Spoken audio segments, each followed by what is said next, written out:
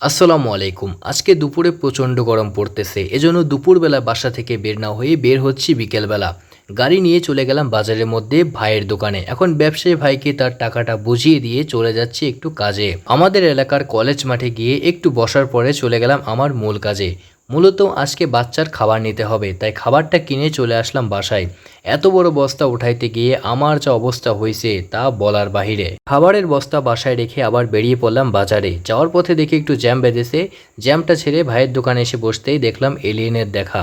এলিয়েনের সাথে কথা বলে চলে গেলাম মাগরিবের নামাজ পড়তে। মাগরিবের নামাজ পড়ে এসে আবার বাইক নিয়ে চলে গেলাম মেধাবী বন্ধুর সাথে দেখা করতে। ওকে বাইকের পিছনে বসিয়ে নিয়ে চলে গেলাম টাকা কালেকশনে। টাকা কালেকশন করে গরমে আর কোনো কিছু না দেখে একবারে সোজা চলে আসলাম লেবুর শরবত খেতে। লেবুর শরবত খেয়ে গাড়ি স্টার্ট করে বাসার দিকে রওনা দিলাম। বাসায় এসে আর কোনো কিছুই ভালো লাগছিল না। তো আজকের মতো এখানেই, বাই বাই সবাইকে।